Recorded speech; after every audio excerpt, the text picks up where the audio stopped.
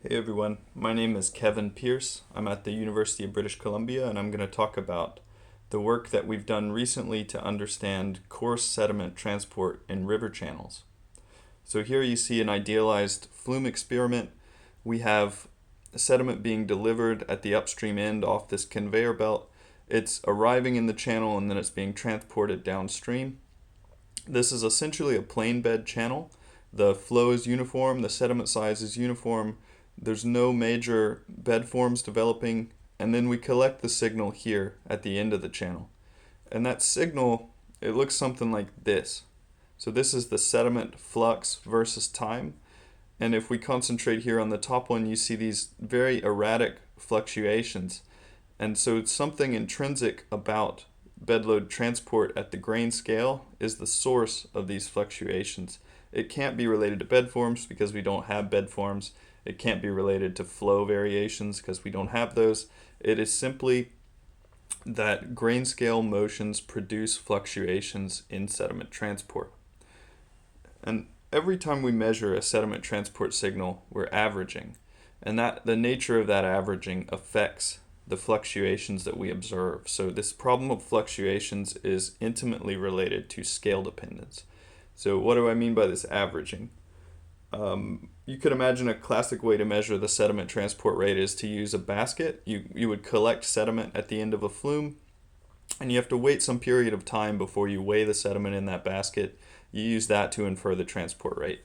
So you might wait 10 minutes, you weigh the transport, you wait another 10 minutes, you weigh the transport, and each one of those measurements is one of these data points.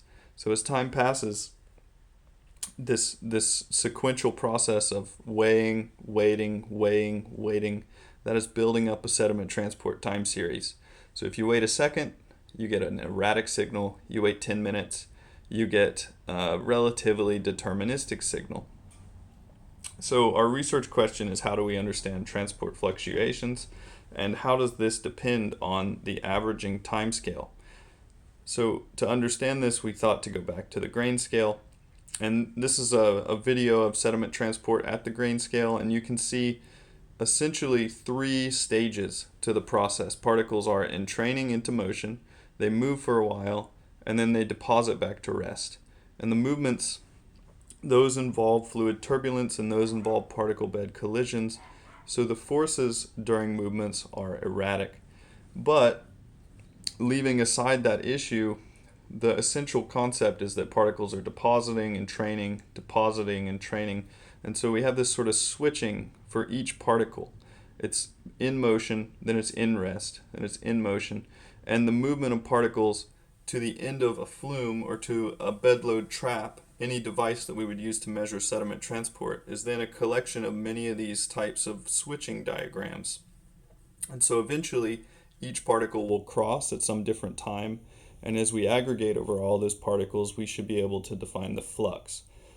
So this concept that sediment movements at the grain scale relate to the sediment flux, that's conceptually clear, but it has not been phrased mathematically yet. So that's one component of this work. So to phrase this mathematically, first we needed a better description of grain scale motions than currently exist in the literature. So we need that entrainment, the motion, and the deposition.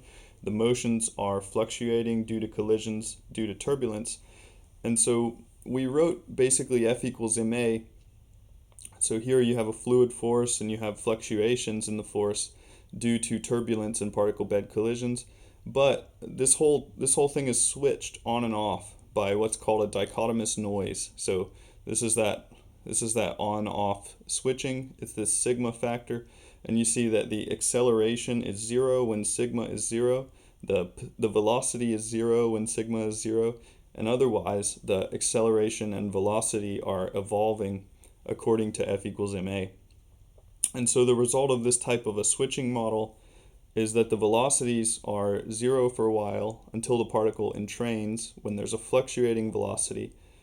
Then there's deposition, the velocity is 0 for a while, and entrainment. So the displacement of a particle in the downstream direction looks something like this. And the particle is resting, and then it's moving with a variable velocity.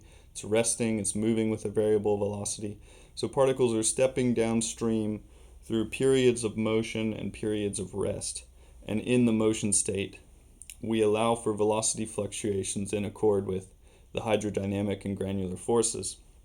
So this is an improved description of grain-scale transport because earlier models have not included the forces on particles during motions. They simply represent the motions by a constant velocity.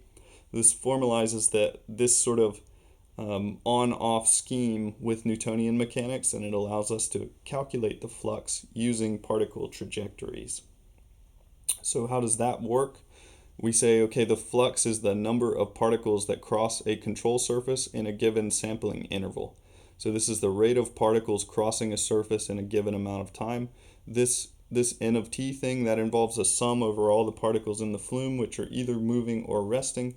And the schematic of this is that essentially you have particles to the left of your surface in all states of motion and rest. And as time passes, these particles are moving. So some are crossing the surface, and as more time passes, more are crossing the surface. And so from this sort of schematic diagram, we get a flux that looks like 0 for a while until a particle crosses when it spikes. Then our averaging time still increasing, although no particles are crossing. So our flux is decreasing, but then another particle crosses, the flux spikes, then we're averaging, it spikes, and then we're averaging, and so on. And in the process, we're approaching a limiting value for the flux. So we get the flux as this kind of Christmas tree diagram where the bows on the Christmas tree are like stochastic events of particles crossing. And the flux on the long time becomes the net result of all of these averaged. And so we get a smooth flux at very long times, but at short times it's highly erratic and it's not equal to its mean value. So this is a grain scale depiction of those fluctuations that we see in the transport rate and this dependence on observation scale. The longer we observe, the more we're averaging, and the shorter our averaging time, the larger the deviations of the flux from its mean value. So if we look at this graphically, it looks something like this. On the left panel, we have the mean flux versus the observation time. And you can see at short observation times, the mean flux is way higher than we would otherwise anticipate at long observation times. So at long observation times, we're converging all toward the same value. It's like a deterministic limit only when the observation time diverges. And then if we look at the probability distribution function of the flux, we have that at short observation times, we're very uncertain about the value of the flux, whereas at very long observation times, the distribution gets narrower and narrower. We're becoming more and more certain until at infinite observation times, we're perfectly certain of the value of the flux. We get a single spike for the distribution of the flux. And this spike is around the classical value predicted by Einstein in 1950. So what we're doing is taking grain scale physics, putting that into a stochastic concept of bedload motions, using this stochastic concept to calculate the flux, and then obtaining from that the result originally given by Einstein with additional information about bedload fluctuations and about the dependence of those fluctuations on the time scale over which you measure. And we find that bedload rates are always variable unless you're measuring a very long time. So there's something intrinsic about bedload fluctuations that's coming from the way that individual particles are moving. So to conclude, we've formulated bedload movements as a stochastic process. This is generalizing work by people like Lyell and Lajeunesse, where we have alternation between motion and rest, except motions include fluctuating, driving, and resisting forces. So this is a stochastic mechanistic concept of bedload motions between entrainment, motion, and deposition. And we used this grain scale concept to explain bedload transport fluctuations and the dependence of these fluctuations on observation scale. So the flux is high at short values, it eventually converges, and the distribution of the bedload flux depends on how long we're willing to measure it. So the real implication here is that anytime you've seen a bedload transport rate reported, It involved an averaging scale, and that averaging scale is not always explicitly stated, and so bedload measurements are not necessarily directly comparable, and this may explain part of the issue in the literature with understanding how the bedload rate relates to the fluid stress.